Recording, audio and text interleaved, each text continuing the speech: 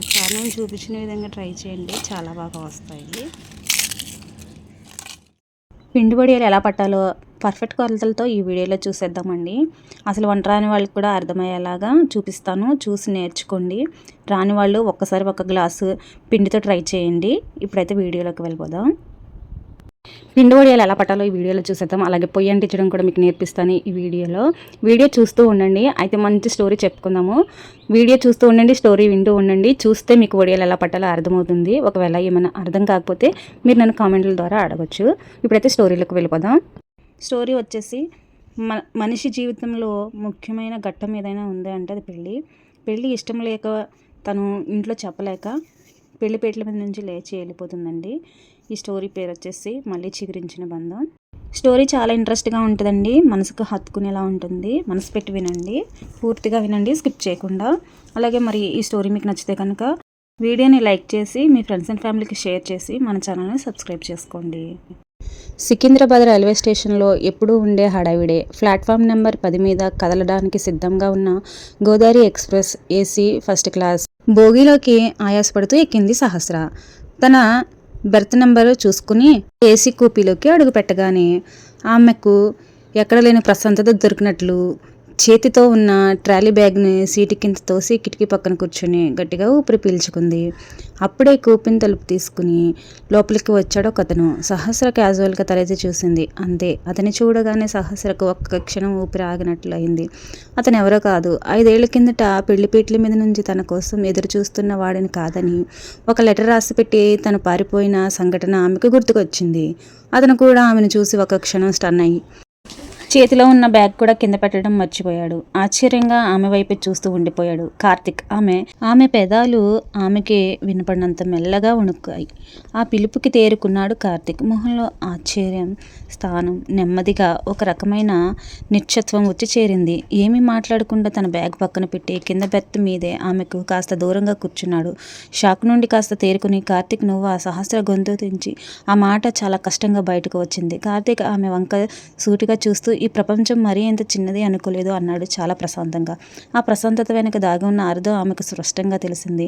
నువ్వు వైజాగ్ వెళ్తున్నావా? మళ్ళీ తనే అడిగింది, మాటలు కలపడానికి ప్రయత్నిస్తూ. మా ఇల్లు, నా ఫ్యామిలీ ఉండేది అక్కడే కదా, మర్చిపోవాల్సిన అవసరం నాకు రాలేదు కాబట్టి నేను అక్కడికి వెళ్తున్నా. కిటికీ బయటకు చూస్తూ క్యాజువల్గా అన్నాడు. అతని మాటల్లో వెటకారం. సహస్ర తలదించుకుని ఉంది. 5 ఏళ్ల క్రితం తను చేసిన పనికి అతను ఈ మాత్రం కోప్పడ్డంలో తప్పు లేదని ఆమెకు తెలుసు. సారీ మెల్లగా అంది, చేతి వేళ్లను నలుపుకుంటూ. ఆ మాటకి కార్తిక్ చిన్నగా నవ్వాడు. అందులో వెటకారం లేదు కానీ ఒక రకమైన నిరాశగా ఉంది. సారీ దేనికి? మన ఇద్దరం ఒకే కూపీ రిజిస్టర్ అయినందుక? It's okay. రిజిస్ట్రేషన్ వాళ్ళకి తెలియదుగా, మన గతం తెలియదు కదా. అది కాదు కార్తిక్, ఆ రోజు ప్లీజ్. సహస్ర అనే మాట మధ్యలోనే కట్ చేశాడు కార్తిక్. ఆ రోజు ఏం జరిగిందో, ఎందుకు జరిగిందో మాట్లాడుకునే టైం ఎప్పుడు దాటిపోయింది. అప్పుడు నీకు చెప్పే ఉద్దేశం లేదు, ఇప్పుడు నాకు వినే ఓపిక లేదు. కాబట్టి జస్ట్ ప్యాసింజర్ లాగా ఉందాం, అదే ఇద్దరికి మంచిది. ట్రైన్ నెమ్మదిగా కదలడం మొదలుపెట్టింది. కిటికీ బయట లైట్స్ వెనక వెలుతున్నాయి.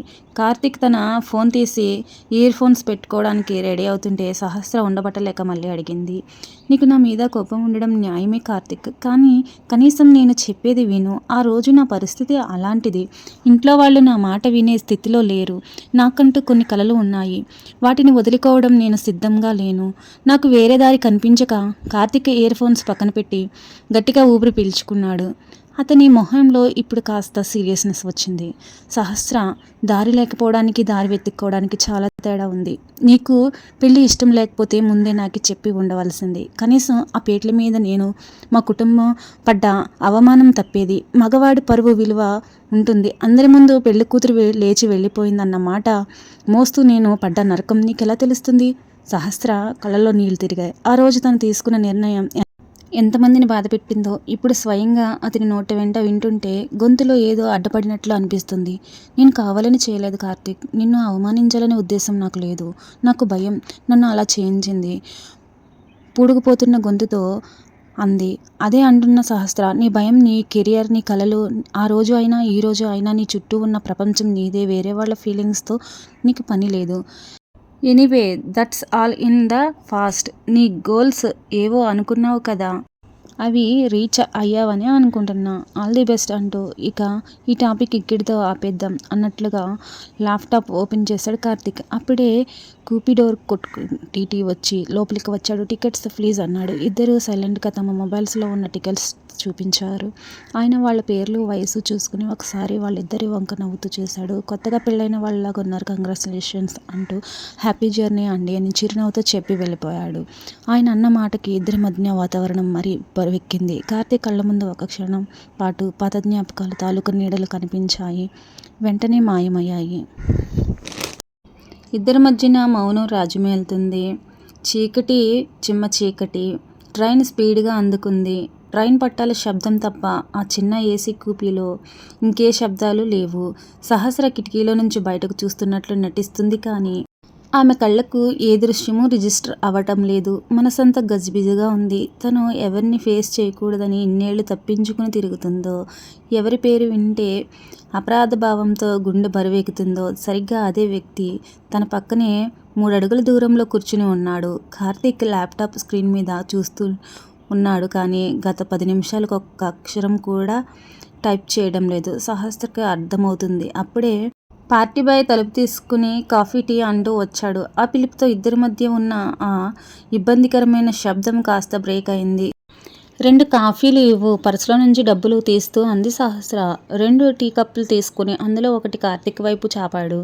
కార్తీక్ టీ కప్పు వైపు ఒకసారి, ఆమె వైపు ఒకసారి చూశాడు. వద్దు అని చెప్పాలనుకున్నట్లుగా అతని మొహం పెట్టి ఏమనుకుంటున్నాడో ఏమో చేతిలో నుంచి ఆ కప్పు అందుకున్నాడు. థ్యాంక్ యూ చిన్నగా అన్నాడు. వేడి కాఫీ ఒక సిప్ చేసి ఆ గదిలోని మౌనాన్ని భరించలేక వాతావరణం కాస్త నార్మల్ చేద్దామన్న ఉద్దేశంతో, సారీ కార్తీక్, నా వల్ల నీ జర్నీ ఇబ్బందిగా మారినట్లుంది అంది సహస్ర. కార్తీక్ ల్యాప్టాప్ చూస్తూనే, అర్ధాంతరంగా ఆగిపోయే ప్రయాణాల కంటే ఈ ఇబ్బందులు పర్లేదేమో అన్నాడు. ఆ మాటకు సహస్ర తలదించుకుని, నాకు తెలుసు కార్తీక్, నువ్వు నా గురించి ఏమనుకుంటున్నావో.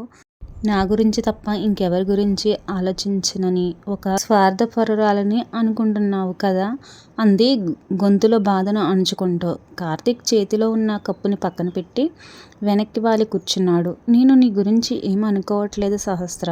నిజం చెప్పాలంటే గడిచిన 3 ఏళ్ళు కనీసం నీ ఆలోచనలు కూడా నా మైండ్లోకి లేవు. ఈరోజు నువ్వు సడన్గా ఎదురయ్యేసరికి పాత విషయాలు గుర్తొచ్చాయి అంతే. నువ్వు ఇప్పుడు నా లైఫ్లో లేవు కాబట్టి నీ క్యారెక్టర్ని జడ్జ్ చేయాల్సిన అవసరం నాకు లేదు. ఆ మాటలు ఎంత ప్రశాంతంగా అన్నాడు. అవి అంతకంటే పదునుగా ఆమెకు గుచ్చుకున్నాయి. తను అతనికి కనీసం కోప్పడేంత ఇంపార్టెంట్ కూడా కాదని అర్థమై, నిజమే, నేను ఆ అర్హత ఎప్పుడో పోగొట్టుకున్నాను నిట్టూరుస్తూ అంది సహస్ర. ఇంతకీ ఇప్పుడు ఏం చేస్తున్నావు కార్తీక్? మీ నాన్నగారు కన్స్ట్రక్షన్ బిజినెస్ చూసుకుంటున్నావా? మెల్లగా టాపిక్ మార్చింది. లేదు అని తల ఊపాడు కార్తీక్. ఇప్పుడు నా సొంత ఆర్కిటెక్ట్ ఫర్నిచర్ రన్ చేస్తున్నా. హైదరాబాద్లో ఒక ఆఫీస్, వైజాగ్లో ఒక బ్రాంచ్. ఓ గ్రేట్, కంగ్రాట్స్. నీకంటూ ఒక సొంత ఐడెంటిటీ క్రియేట్ చేసుకున్నావన్నమాట. I'm really happy for you మనస్ఫూర్తిగానే అంది. కార్తీక్ చిన్నగా నవ్వాడు. అంతే కదా, ఎవరి దారి వాళ్ళు చూసుకోవాలి. ఎవరి కోసము మన లైఫ్ని ఆపేసుకోలేం కదా. దారి మధ్యలో ఎవరైనా వదిలేసి వెళ్ళిపోతే అక్కడే కూర్చుని ఏడుస్తూ ఉండిపోం కదా. నడవడం కొనసాగించవలసిందే. అదే చేశా. సహస్ర గొంతు తడారిపోయింది. అతను కావాలని అంటున్నాడా లేక క్యాజువల్గా మాట్లాడుతున్నాడా అర్థం కావట్లేదు సహస్రకి. కానీ ప్రతి మాట ఆమె గతాన్ని గుర్తు చేస్తూనే ఉంది. కాసేపాకి చాలా ధైర్యం కూడగట్టుకుని అడిగింది. కార్తీక్ ఒక్క మాట అడిగినా ఏమనుకోనంటే అడుగుతా. అడుగు క్యాజువల్గా అన్నాడు. మరి నీ పెళ్ళంటే ఆ తర్వాత మీ ఇంట్లో వాళ్ళు సంబంధం చూడలేదా తడబడుతూనే అడిగింది. కార్తీక్ మొహంలో ఏ భావం లేదు. చాలా సింపుల్గా చూశారు అన్నాడు. మరి నేను వద్దన్నాను. సహస్ర ఆశ్చర్యంగా చూసింది. ఎందుకు? నా వల్ల జరిగిన దానికి నువ్వు నీ లైఫ్ ఎందుకు పాడు చేసుకుంటున్నావు? నేను చేసిన తప్పుకి నీకెందుకు పనిష్మెంట్? గొంతులో కాస్త ఆవేదన ధ్వని. వెయిట్ చేతులు అడ్డు పెడుతూ చిన్నగా నవ్వాడు కార్తీక్. నువ్వు మరీ సినిమాలో లాగా ఊహించుకోకు. నేనేదో దేవదాసులా గడ్డం పెంచుకుని నేను జ్ఞాపకాల్లో బ్రతికి పెళ్లి చేసుకోకుండా భీష్మించుకుని కూర్చున్నానని ఫీల్ అవ్వకు. అలా జరగడం లేదు. మరి ఎందుకు చేసుకోలేదు? భయం. ఒక మాటలో సమాధానం ఇచ్చాడు కార్తీక్. సహస్ర కనుబొమ్మలను ముడిపడ్డాయి. పైమా నీకు అదేనికి? కార్తీక్ అర్థం కానట్లుగా అడిగింది. కార్తీక్ పెదవుల మీద ఓ చిన్న చిరునవ్వు మెరిసింది. అతని నవ్వులో బాధ ఉందో లేదా తన పరిస్థితి తానే వెటకరించుకుని నవ్వుకుంటున్నాడో సహస్రకు అర్థం కాలేదు. అవును, భయమే. అమ్మాయిలంటే భయం కాదు, ప్రేమ అంటే భయం కాదు, కనీసం పెళ్ళి అనే బంధం అన్నా కూడా నాకు భయం లేదు. కానీ ఒక నమ్మకం అంటే భయం వేసింది. సహస్ర నెమ్మదిగా అన్నాడు.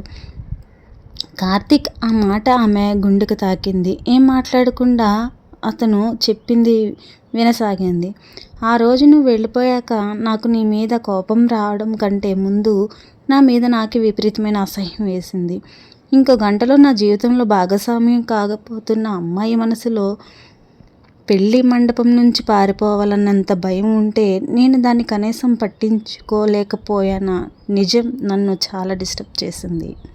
కార్తీక్ వాయిస్ కొద్దిగా తగ్గింది. ట్రైన్ స్పీడ్కి వచ్చే శబ్దం కూడా వాళ్ళిద్దరి మధ్య ఉన్న నిశ్శబ్దానికి డామినేట్ చేయలేకపోతుంది.